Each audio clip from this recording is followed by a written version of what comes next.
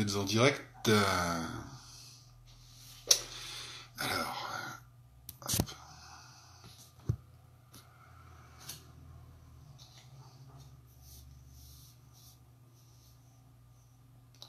Voilà, du monde. Blanche, c'est sûr qu'elle était là, vu qu'elle a des questions à poser. Ilona.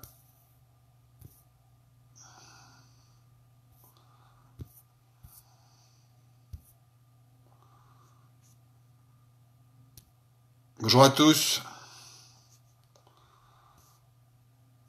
Alors, où es-tu, Isa?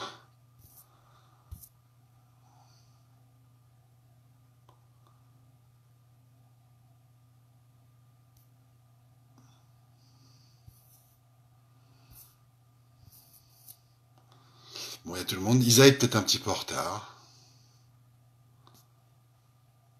Isa, elle est pas en retard, je dis n'importe quoi.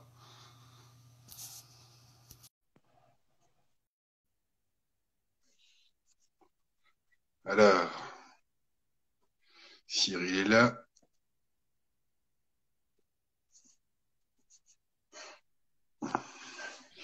Isa. Ça marche, ça y est, Isa. Salut tout le monde, salut, ça va Ross? Salut, comment ça va?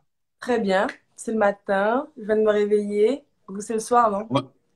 Ouais, ouais, non, c'est pas le soir chez nous, il est 18h. Il est quelle heure on précise, t'es où en ce moment? Je suis à Los Angeles et il est 9 heures du matin. C'est Coucou bien, comme ça, chérie. tu es fraîche, c'est le matin, tu as des idées bien en place. C'est ça. Euh, Petite question, pourquoi on commence un petit peu dans le vif du sujet, là on y va direct, hein, il y a des gens qui nous retrouvent en ce moment. Euh, Pourquoi tu es resté à Los Angeles? En fait, il y a eu le Grand Prix d'Anaheim, c'était la dernière compétition qualificative pour les Jeux Olympiques. Et on était sur place depuis 3 semaines avant avec Chris. On arrive souvent avant à Los Angeles pour s'entraîner, vu que notre préparateur physique habite à LA. Et donc, on s'entraînait et une journée avant la compétition, ils ont annoncé que le Grand Prix était annulé. Ouais, En fait, d'abord, ça a été un peu progressif quand même. Il y a eu l'Italie qui pouvait pas venir, puisqu'ils ont fait tout le confinement. Puis après, l'équipe russe pouvait pas venir. Et finalement, ils voulaient faire la compétition à huis clos 2 jours avant. Et la veille, ils ont annulé le Grand Prix pour les raisons qu'on connaît. Et du coup, qu'est-ce que j'étais ça veut avec... dire? La compétition à huis clos, c'est uniquement qu'il n'y ait pas de public, mais ça nécessite quand même des arbitres, Oui, du staff, ça nécessite vachement de monde quand même. oui, donc au début, ils pensaient que ça aurait été possible, mais tout le monde était dans le doute, puisque de toute façon, l'escrime, c'est quand même un sport de contact. Il y a plein de... C'est comme ils avaient fait une compétition juste avant, avec les sabreurs, on ne pouvait pas se serrer la main. Donc après les matchs, on ne se serrait pas la main. Et puis au final, ça a prouvé que ça n'aurait pas été vraiment sage de pouvoir faire cette compétition, puisqu'il y a eu une Coupe du Monde à Budapest d'épée, et il y a eu 3 personnes contaminées, je crois D'accord? 2 Chinoises et une Coréenne. Donc au final, heureusement qu'on n'a pas fait cette compétition. Et du coup, on était à LA avec Grace et notre préparateur physique. On pouvait, enfin, l'équipe de France a été rapatriée. Donc à ce moment-là, je me suis dit, bon, est-ce que je rentre avec l'équipe de France ou est-ce que je reste encore? Et comme ils étaient rapatriés pour être confinés directement, je me suis dit, je vais rester un peu pour m'entraîner, puisque je pouvais m'entraîner à LA. D'accord. Finalement, tout le monde a été confiné, que ce soit LA ou Paris. Et je me suis dit, c'est mieux de rester avec Chris parce que en gros, il fermait les frontières. Donc, si je partais en France, lui, il pouvait pas vraiment venir. Enfin, non, en fait, il pourrait venir parce qu'il a un passeport aussi anglais. Mais moi, j'aurais pas pu revenir aux États-Unis après. Donc, on s'est dit, voilà, je reste D'accord. aux États-Unis. Il y a, il y a plusieurs raisons. Voilà. D'accord. Ok, ok. C'est quoi la situation en ce moment en Californie alors? Vous êtes comme nous on est un petit peu enfermés chez nous en ce moment. On sait qu'a priori la semaine prochaine peut-être qu'il y a le déconfinement. Vous en êtes où? Alors oui, on était confinés aussi, tout comme enfin, la métropole. Ça se ressentait un peu moins parce que la Californie, il y a beaucoup d'espace, contrairement aux villes. Par exemple, New York a été hyper touchée aux États-Unis. Euh, et là où je suis, donc on était confinés à la maison, pareil. Et depuis une semaine, ils ont réouvert les parcs, les plages. Et Les ça n'a plages? pas été très, très bien, enfin, ça n'a pas été judicieux, puisque du coup, ils ont plein de nouveaux cas. Donc là, ils pensent à refermer les plages. Donc c'était un déconfinement, enfin progressif aussi, mais pour le moment, c'est pas très très concluant. Donc on reste toujours chez nous. Ouais, c'est comme chez nous, ça Voilà, tâtonne pour trouver la bonne formule, on sait pas où on va. Ok, exactement.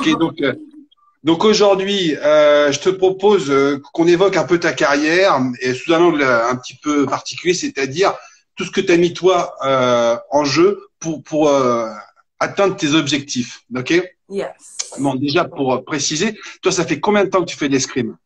Ça fait 21 ans. 21 Mon ans. escrime, j'ai toujours mon escrime à la majorité internationale. Ok.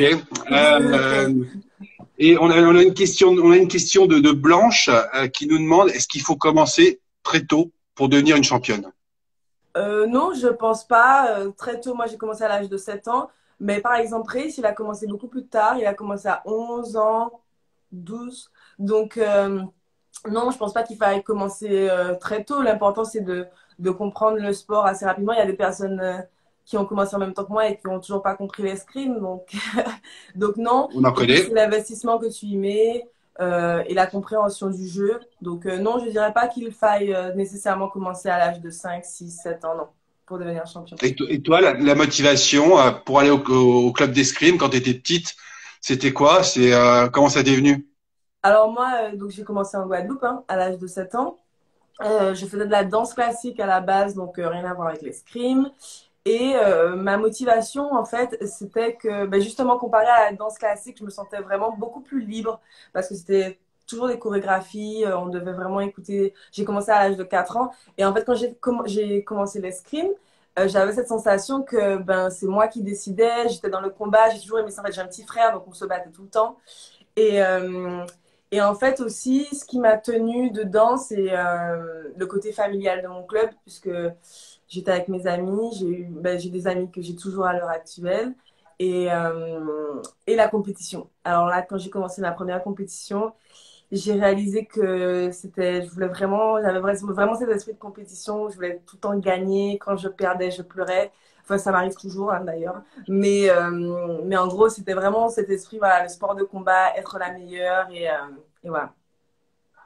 Alors j'ai une question aussi de Julien qui demande une petite danse. Qu'est-ce que c'est que ça? Qui demande quoi?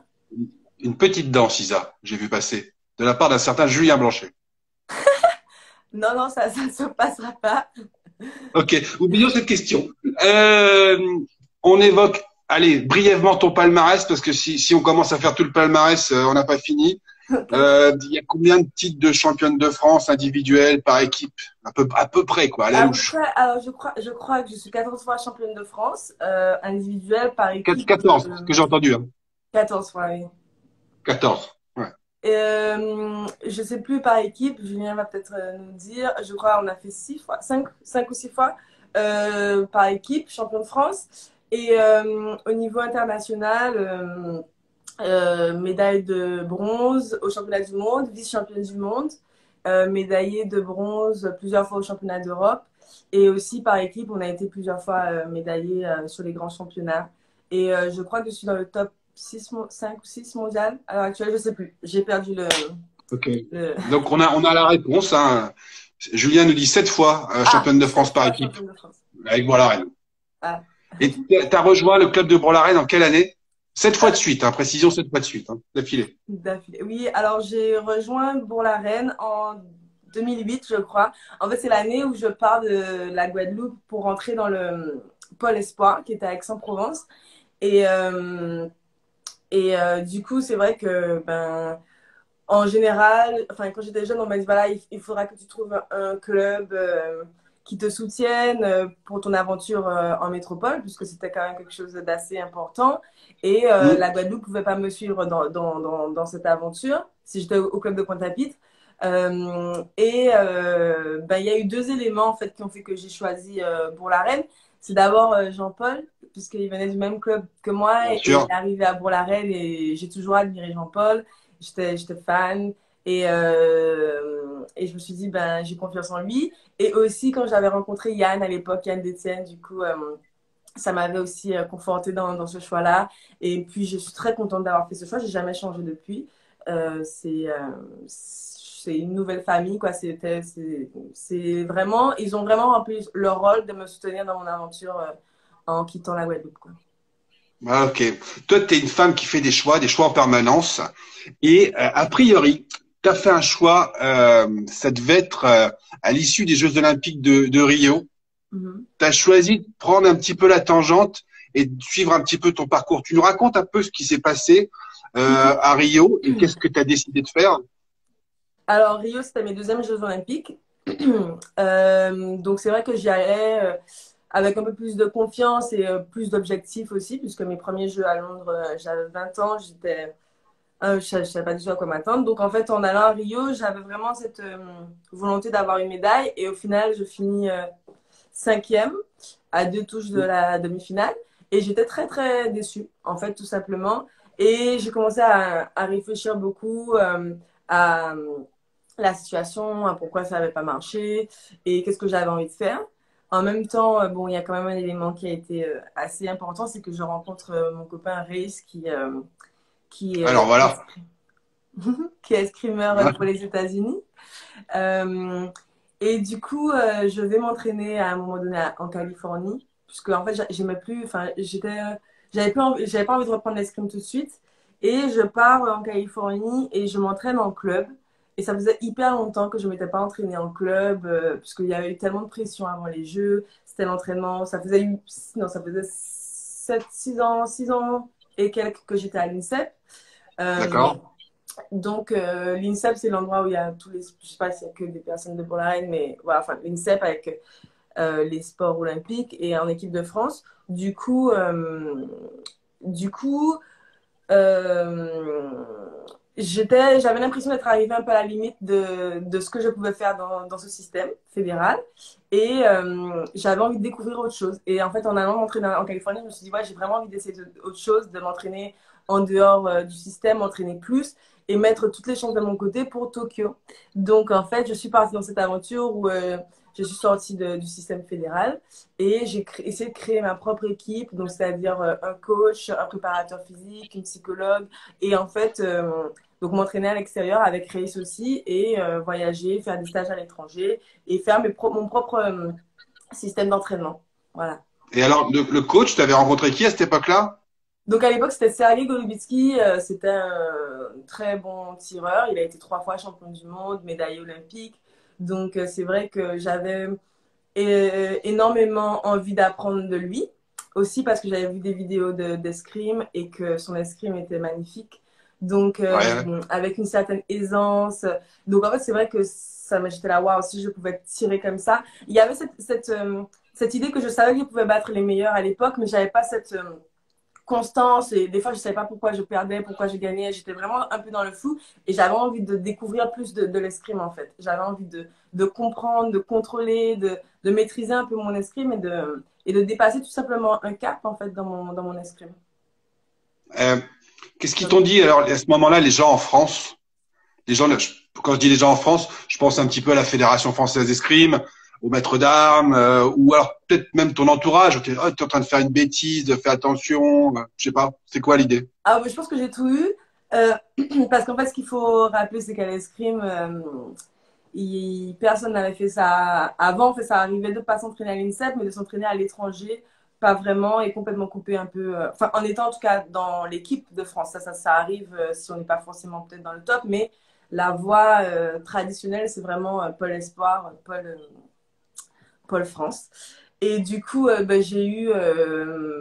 Tout le monde pensait que j'allais rater, que j'allais pas pouvoir vraiment sortir toute seule. J'ai eu des coachs qui m'ont dit que j'étais trop émotive, trop fragile, que j'allais pas pouvoir supporter d'être seule. Après, au niveau de la fédération, je pense que ils étaient un peu froids au début parce que c'est pas quelque chose qu'ils avaient l'habitude Bien sûr. de, de recevoir ou de gérer. Et ils avaient, je pense, aussi la peur que ça remettrait en question le système, alors que c'est pas du tout ce que je voulais. J'étais pas en train de dire que j'aimais pas l'INSEP ou que j'aimais pas du tout le système. C'était pas ça du tout. Et du coup, ils étaient un peu frileux sur le fait que c'était peut-être le message que ça enverrait. Et, Bien et ça sûr, n'a je pas été le cas. comprends. Hum. Ok, ouais. Ouais. C'est un choc culturel. Donc, tu as commencé aux États-Unis. C'est un choc culturel. Tu parlais déjà bien anglais, etc. avant d'arriver là-bas. Ah Faut tout oui, remettre en oui, question. ça a rien à voir, que ce soit au niveau ben, du sport ou même dans la vie de tous les jours. C'est un changement culturel, enfin un choc culturel de fou. Est-ce que j'ai des exemples? Je sais pas. Non, après, je parlais déjà bien anglais, donc ça allait. Et puis, j'étais pas toute seule, j'étais Mais avec Grace, donc c'est vrai que basiquement, au niveau administratif, faut une green card, faut faire des papiers. oui. Comment ça se passe? Au début, j'étais sur l'ESTA, c'est un visa qui permet, enfin touristique quoi, mais qui permet de pas Ouais, vraiment c'est trois rester mois. longtemps. Donc j'étais pas vraiment légale, hein, pour ainsi dire. Et à chaque fois que, enfin j'ai eu une couille, enfin, à un moment donné, j'étais en Coupe du Monde au Mexique. Et enfin, la fédération m'avait demandé de faire deux passeports parce que pour faire les visas, j'aurais laissé un passeport en France et j'aurais utilisé mon deuxième passeport pour aller aux États-Unis. Et en fait, au moment où mon passeport a été fait, j'étais au Mexique et au lieu ils n'avaient pas compris que je voulais deux passeports en même temps, donc ils ont annulé celui que j'avais. Donc je suis restée bloquée au Mexique. Alors ça, c'était pas fun du tout. Je suis restée bloquée au moins une semaine et demie, 10 jours. Et en fait, Mm. toute seule. Donc, en fait, l'équipe de France se bat. Et moi, je suis là. Je dis, je peux pas aller aux États-Unis. Je peux pas, mon passeport fonctionnait plus, quoi. Donc, c'était vraiment la merde. D'ailleurs, c'était au début. Et ça s'était pas du tout bien passé avec la Fédé. Enfin, bref, c'était très compliqué. Et maintenant, en fait, j'ai un visa B1, B2 qui me permet qui est sur 10 ans. Donc, c'est un visa qui te permet de faire des allers-retours autant que tu veux. Donc, ça va beaucoup mieux. Et voilà. Mais j'ai été arrêtée plusieurs fois à la douane et j'ai attendu plusieurs fois pendant 1 heure et quelques avant de pouvoir passer. Donc, c'est pas très, très fun. Ils sont très stricts au niveau de la douane. Ouais, c'est très strict la douane américaine. Je vois passer des questions, hein. Je rassure François Zuba qui a posé une bonne question, à savoir comment tu finançais ta carrière. On en parlera juste après. Mais déjà, pour rester uniquement sur le plan sportif, alors quelles ont été les phases de progression? Ça a commencé avec Golubitsky. Maintenant, on sait que tu as changé d'entraîneur. Est-ce que tu as Ouais, vu évoluer ton jeu? ouais, en fait, Sachant que l'escrime, c'est extrêmement complexe, hein. Il y a oui. plein de choses qui entrent en...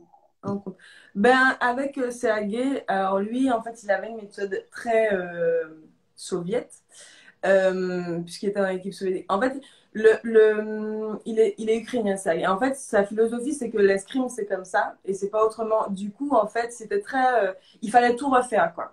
Donc, j'ai changé ma garde, j'ai changé ma position de la main, j'ai changé.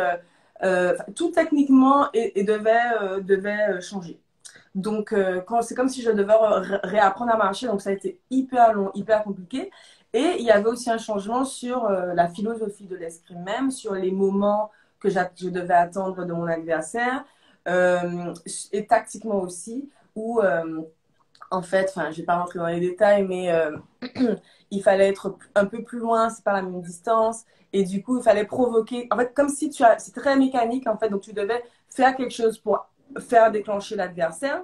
Mais du coup, des fois, quand tu maîtrises pas, ben, des fois, je faisais par exemple fausse attaque et j'attendais que la personne revienne, mais la personne ne revenait pas du tout. Donc, des fois, mes premières Ouais. compétitions, je me sentais tellement ridicule. Et aussi, ben, tout le changement très Ouais, technique de c'est l'histoire de garde. tendre à piège. Tout le monde le fait, ça tendre à piège. Oui, Provoquer, mais vouloir emmener l'adversaire là où on veut l'emmener, on le fait un peu tous.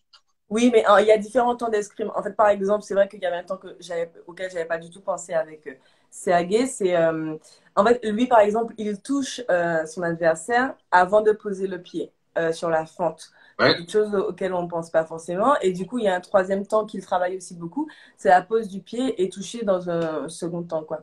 Et il y a beaucoup de temps comme ça auxquels il essaie de changer, mais du coup, c'est très, très, les détails sont très très fins. Du coup, c'est vrai que le temps d'apprentissage et le temps de réalisation sur la maîtrise, c'est compliqué. En France, on ne pense pas forcément à tous ces différents temps. On apprend et la façon dont on touche, c'est le plus important.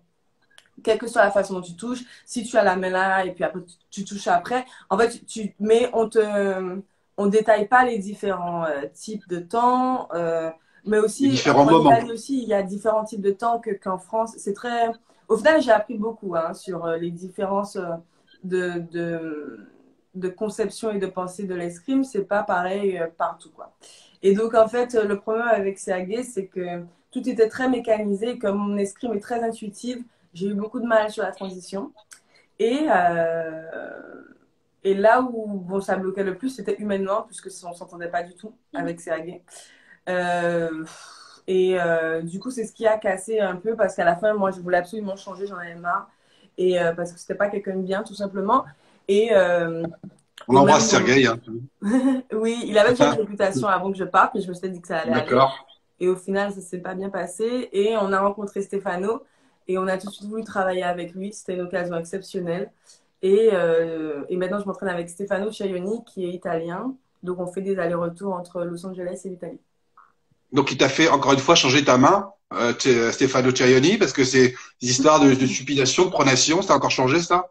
Oui, ça a encore changé dans le sens où. Mais Stefano, c'était différent. Stefano, c'était bon, il y a des choses à changer, mais ta base est excellente. T'es une athlète très très forte, hein, sinon je ne serais pas là où j'étais. Là où Sergei était plus non, mais t'es qu'une merde, tu n'y arriveras jamais. De toute façon, on doit tout changer. Oulala. D'accord. Et Stefano, il était plus là, bon, ben ça c'est bon, mais on va changer, on va rajouter en fait. On va rajouter des choses à ton jeu de base et on va faire en sorte que ben, tes forces sont encore plus fortes et qu'on te rajoute des éléments qui te D'accord. permettent de progresser. Après, forcément, ça a été plus progressif. Ça n'a pas été on change tout. Par exemple, même sur la garde, on n'a pas changé la garde tout de suite. La main, ça a été aussi progressif, hein, franchement. Pareil, et aussi, ben, on a changé, par exemple, le fleuret très progressivement. Tout ce qui est le coudage de mon fleuret, on l'a changé progressivement. Et, et en Ah, fait, c'est par palier à chaque fois. la D'accord. distance était très différente en Italie. Tu es beaucoup plus proche de ton adversaire. Et on l'a fait aussi progressivement parce qu'au début, ben, si on l'avait fait tout de suite, ben, je me serais pris des coups droits, mais en permanence. Et ça aurait pas été bon pour mon mental parce que je me serais dit, mais, ben, merde, je peux pas parer alors que T'es d'habitude, droitière ou gauchère? T'es gauchère? droitière. T'es droitière. Là, j'ai une question de Blanche qui me dit, être gauchère, est-ce un avantage? Euh, alors, c'est vrai que ben, quand tu rencontres une personne qui est de main opposée, ben, tu as moins de cibles, donc tu peux en jouer plus. Et puis, je pense que les gauchères les gauchers ont cette tendance à vouloir faire des contre-attaques pour justement faire passer les gens, puisqu'il y a moins de cibles. Mais je pense que c'est la même chose quand tu es droitière et que tu as quelqu'un de main opposée. Donc, je pense pas que ce soit nécessairement un avantage. Mais les gauchers apparemment pensent que ça l'est, donc peut-être. C'est bien, Et si tu vas peut-être. te rassurer le nombre de droitiers et de droitières. C'est bien. Merci pour nous. C'est quoi le prix à payer pour être au top niveau? Il y a des sacrifices à faire. Ouais, je pense que ça ne doit jamais être quelque chose de terrible. Si c'est terrible, on ne doit pas le faire. Mais je pense que oui, l'investissement qu'on met à l'entraînement, il y a certains sacrifices où on n'a pas forcément on a beaucoup moins de temps, puisque moi, je m'entraîne 3 fois par jour. Donc, on est très fatigué. Donc, la plupart du temps, on ne sort pas le soir, tous les soirs, ou on ne va pas voir ses amis tout le temps. On part beaucoup en compétition, donc on est moins connecté forcément à des gens qui ne font pas le sport en général. Et, euh, et puis, ben, ça demande beaucoup de résilience puisque le sport, c'est quand même beaucoup d'échecs et peu de victoires. Donc, il y a beaucoup de moments où on doute et de moments où on doit analyser, se remettre en question et ne pas abandonner. Donc je pense que c'est à peu près la même chose dans tous les sports. Beaucoup de travail, beaucoup d'investissement et de résilience. Alors, un truc, toi, tu passes 100% de ton temps, on va dire, sur l'escrime. Hein. T'es professionnel, t'es amateur, c'est quoi? J'ai du mal à voir la différence. Alors, clairement, ben, l'escrime, c'est un sport amateur en France, puisqu'on n'est pas, on est dépendant de la fédération, mais on n'a pas de salaire de la fédération. Même au niveau international, il n'y a pas de système de primes sur les compétitions, comme ça peut être au tennis. Donc, il n'y a pas vraiment de moyens de rémunération concrets mis en place, ni par la fédération, la, euh, ni par la fédération nationale ou internationale. Ce qui existe, c'est des primes au fait, des primes olympiques sur le fait d'être en équipe de France. Donc, si on est dans les 4 meilleurs de son arme et qu'on va au championnat du monde, on a une prime à la fin de l'année. Et il y a aussi des aides sociales en fonction de ton milieu ou de tes études qui sont mises en place. C'est aussi c'est par le ministère. Donc, c'est pas vraiment professionnel. C'est pas du tout professionnel, en fait. Ouais. On peut le dire. Et moi, j'ai choisi de sortir du système. Mais mon système, du coup, je rémunère mes coachs. Voilà, c'était la question de François tout à l'heure, la question que je me posais aussi. Comment tu fais pour financer une saison, quoi?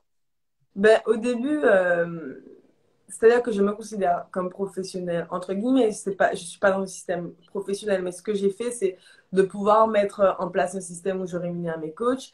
Et du coup, ben, au début, ça a été un peu partir à l'aventure, hein, parce que je savais pas du tout quel serait le budget concret pour faire ça. Donc, je suis partie avec, en gros, mon sponsor Adidas, mes épargnes et le club de Bourg-la-Reine. Donc, c'était pas suffisant. Hein. Donc, il y a eu beaucoup de mes D'accord? épargnes. Mais après, j'ai prospecté pour pas mal de sponsors. À l'heure actuelle, j'ai la FDJ. J'avais également un sponsor en Guadeloupe qui m'aidait. Donc, en fait, je rémunère, enfin, mon budget, enfin, mes financements viennent de mes sponsors et du club de Bourg-la-Reine. D'accord.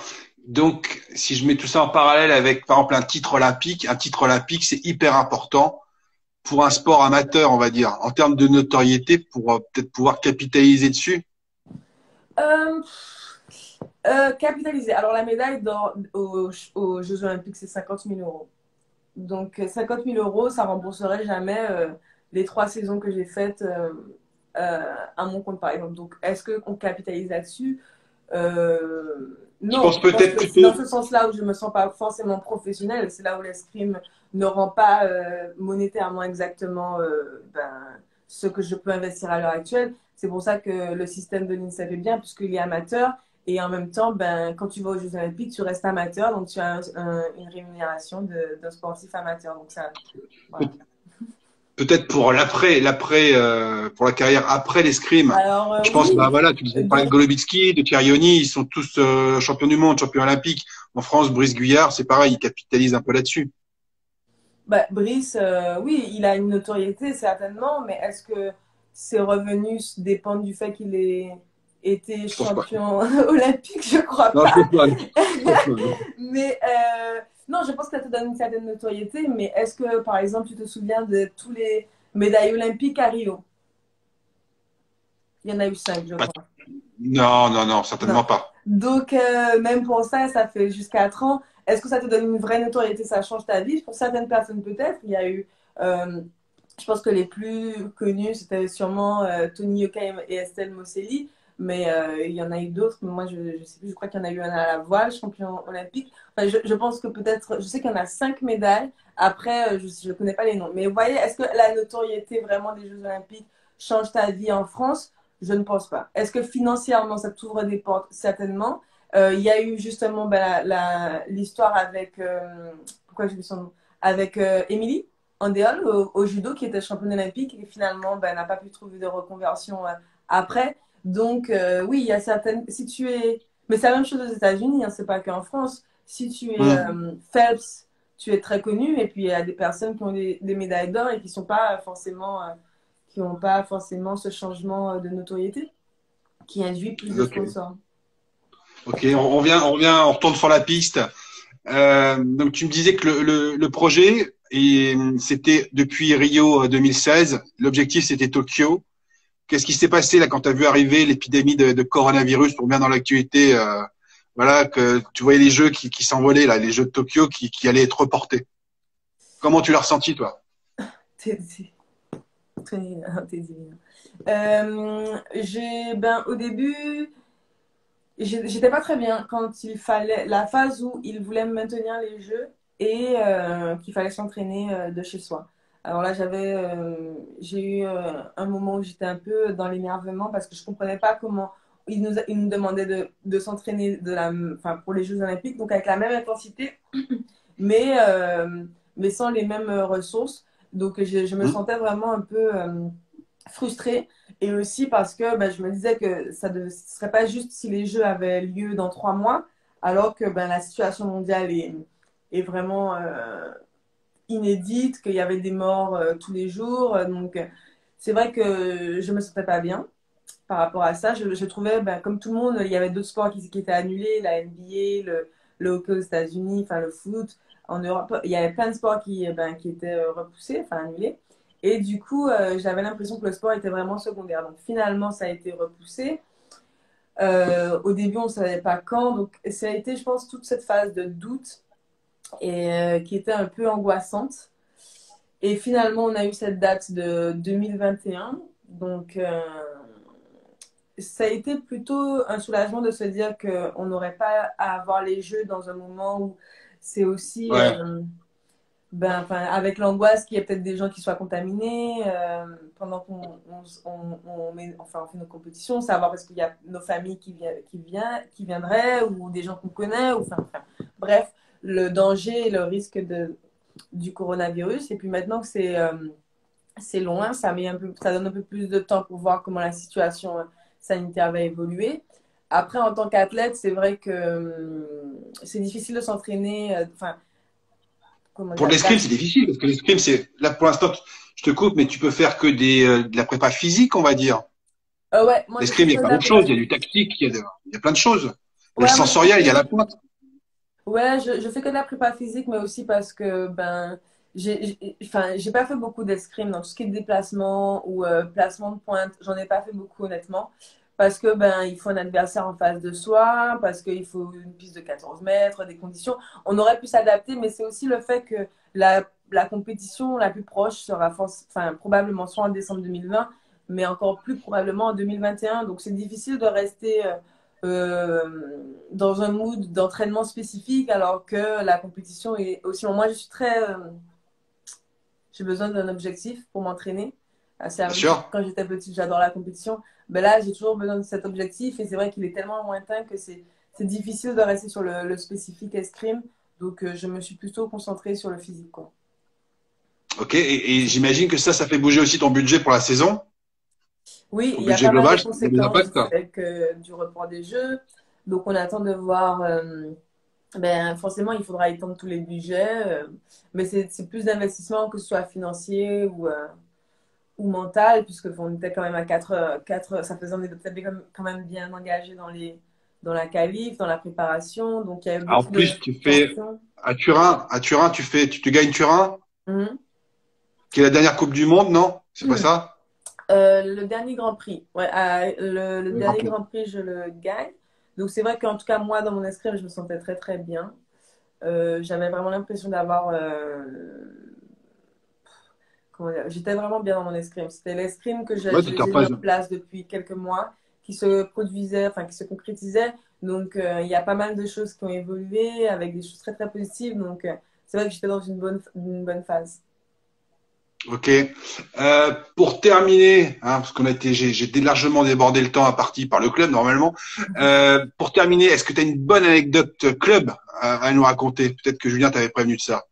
Non, il m'avait dit Un bon souvenir sur la mon piste. meilleur, ma meilleure compétition. Ouais.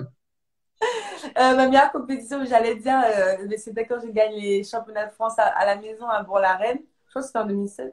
Je sais plus. 2016, ouais. 2016. Ah. Et du coup, c'était vraiment top parce que ben il y avait d'habitude on part un peu en groupe réduit et là il y avait tout le monde, tous les parents, tous les bénévoles, enfin tout ce qui fait le club, ben, le club, puisque ce que j'aime le plus avec Bourg-la-Reine, c'est vraiment cette âme et ce côté famille. Donc c'était top de pouvoir gagner devant tout le monde et de les rendre fiers et leur dire merci pour tout ce qu'ils avaient fait pour moi, quoi. Et l'équipe, c'était qui l'équipe? L'équipe, cette année, alors il y a beaucoup d'équipes, hein, mais non, l'équipe, ma meilleure année, c'était, je crois qu'on était à Nantes, c'était contre Melun en tout cas, et en fait on gagne à la fin, à l'arraché, mais sur une touche, et tout le monde en fait avait vraiment donné sa part dans l'équipe. Il y avait, je crois, avec Chloé, Il y avait Chloé, parce que Inès, je et te il y dis que avait Alice, non? Je sais plus. j'ai posé la même question à Chloé, et Chloé, c'est aussi son meilleur C'est souvenir vrai par d'équipe. équipe, c'est Nantes sur Ah, Melun. Ouais. parce qu'on a vraiment été la chercher celle-là. Et on était vraiment dans le combat. Ça a été plus que. Ouais, ça a été vraiment. On était tous ensemble. Je me souviens vraiment avoir regardé derrière, avoir senti que tout le monde croyait en moi alors que je prends le relais. Je crois qu'on est mené. Et du coup, ça se joue sur la fin et tout le monde vient, saute. Et c'était vraiment un beau moment. Et j'ai encore une question là qui passe. Ouais. Est-ce que tu es en contact avec tes coéquipières de l'équipe de France? En contact, là en ce moment, ou alors On on va dire en est ce moment. en contact. Ben, on a un groupe WhatsApp. Donc, ça permet de rester connecté.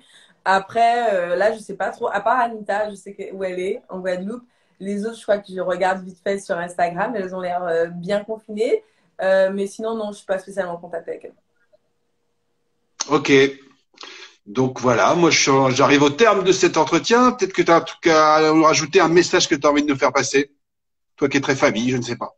Très famille, ben, enfin, prenez soin de vous. C'est bientôt la fin du confinement. Donc, j'espère que tout le monde va pouvoir retourner à la normale. Je sais que c'est un moment de doute pour tout le monde, donc il faut tenir. Et puis, je pense ne pas lâcher le sport parce que je pense que ça a montré à tout le monde que le sport, c'était un moyen de se sentir bien. Il y a beaucoup qui ont commencé à faire du sport chez soi. Mentalement, ça permet aussi vraiment de tout simplement garder le cap. Donc, une fois que tout ça sera fini, ben, revenez au club. L'escrime, c'est un beau sport et ça a de belles valeurs. Donc voilà, je vous souhaite plein de Super. choses. Merci Isa. Pas de soucis. Bye bye. Merci à Ciao. vous. Bye bye. Merci à tous.